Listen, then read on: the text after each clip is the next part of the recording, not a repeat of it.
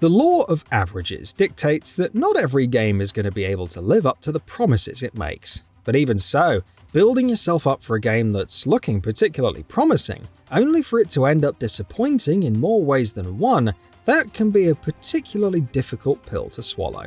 Sadly, that has happened time and time again over the years, and here we're going to talk about a few examples that stand out in memory. Lair. An obvious pick for a list such as this one, Lair is forever going to hold the dubious crown of being one of the most bitter disappointments in gaming. Factor 5's excellent track record and promising pre-launch showings suggested that Lair was going to be a huge early PS3 hit, but upon its release, the game turned out to be sort of a broken mess, thanks in large part to its frustrating motion-heavy controls. Even now, close to 2 decades later, it's hard to get over the disappointment that was Lair. Battleborn. To be fair to Battleborn, it wasn't a game without its redeeming qualities. The shooting felt solid and some of the characters were undeniably fun to play as. Ultimately, however, it fell prey to a lot of the issues that so many hero shooters end up falling to, and emerged as little more than an unimaginative multiplayer experience that was middling at best. The fact that just a few weeks later the original Overwatch came along and took the genre by storm certainly didn't help matters for Gearbox's shooter. Fighter Within. On paper, a fighting game with the production values of a AAA title that's played entirely using full-body motion controls sure sounded like a potentially exciting one back in the day.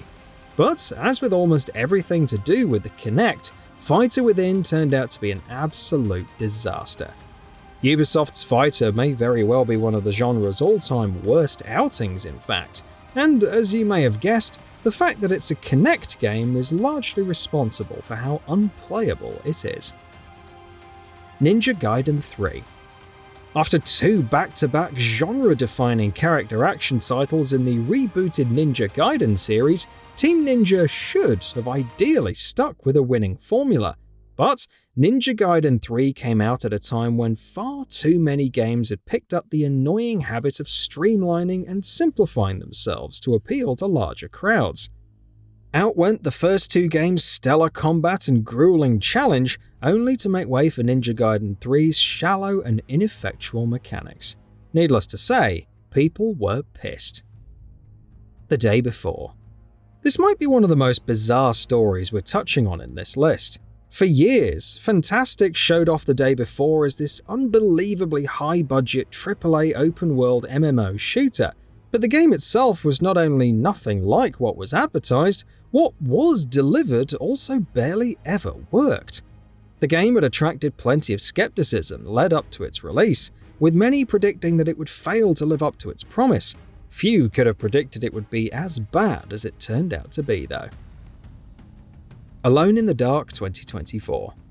We're living in a golden age of survival horror games, so when THQ Nordic and Pieces Interactive announced a reimagining of the original Alone in the Dark in the style of modern Resident Evil remakes, there was plenty of reason to be optimistic. Sadly, Alone in the Dark still can't figure out how to be, well, good. Though not completely irredeemable, far too much of it feels either underbaked or too unpolished, and ultimately, the game ends up falling short of the high standards the best games in the genre usually tend to aspire to. Marvel's Avengers. A AAA game based on the Avengers IP should have been a slam dunk, and though the reveal that Marvel's Avengers would be a live service loot game provoked the ire of the masses, there was still some hope that the game's story at least wouldn't disappoint. And though the game's campaign does have its highs, the bones of the experience themselves are far too brittle. Repetitive combat, a bundle of tech issues, broken progression, and bland level design were just the tip of the iceberg in terms of the crippling problems that dragged the game down. Dark Void. Coming at a time where the market was flooded with Gears of War-inspired cover shooters, Dark Void promised a unique twist to the formula with what it proudly dubbed vertical cover mechanics. Pre-launch, the sci-fi cover shooter definitely seemed intriguing, but sadly, the actual game was rather forgettable. From a bland story to a general lack of content, with a brief campaign being its only mode on offer, Dark Void didn't have much going for it. Its biggest strength was its inoffensive shooting mechanics, which should tell you everything you need to know. Redfall. An open-world shooter where you play as vampire hunters, made by the studio behind Dishonored and Prey. Based on the elevator pitch alone, Redfall sounded like an incredibly promising idea.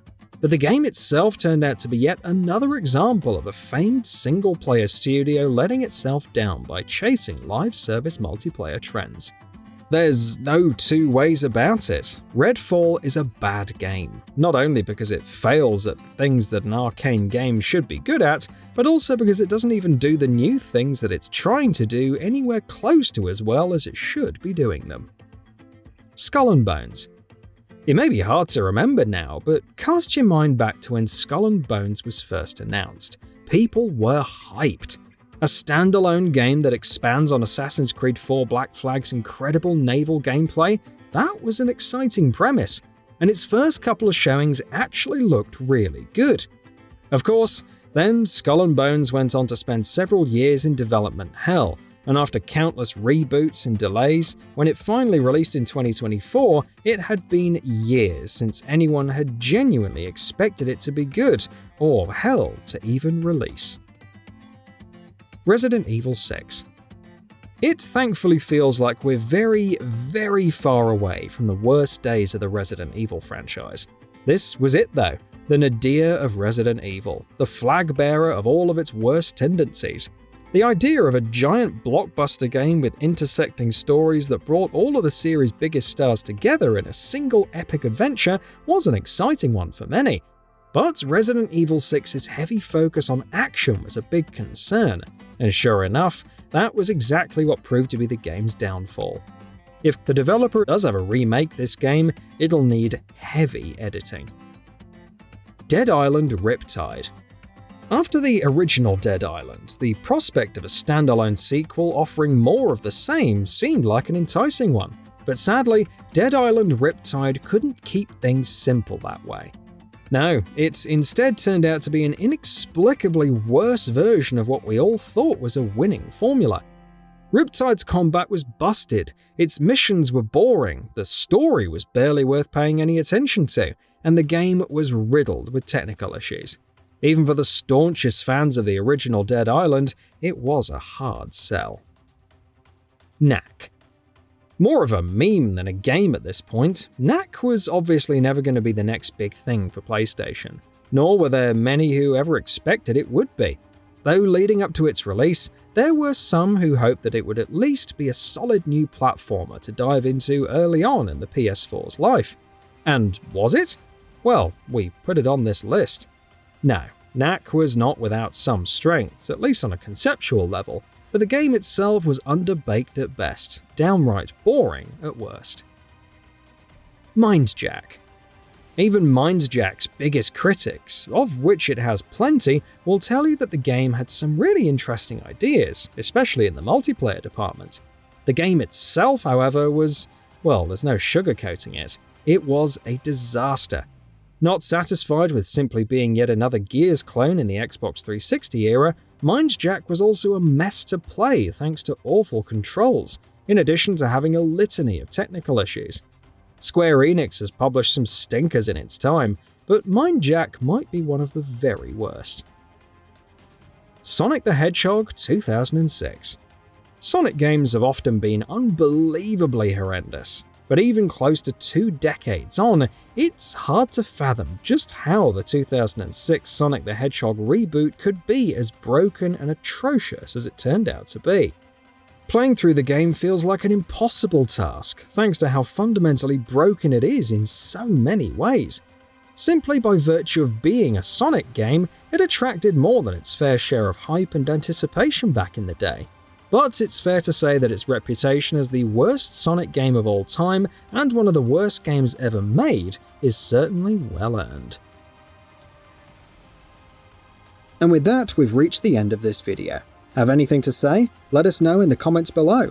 Also, we upload new videos every single day on GamingBolt, so please consider subscribing as it really helps us out. Thanks for watching.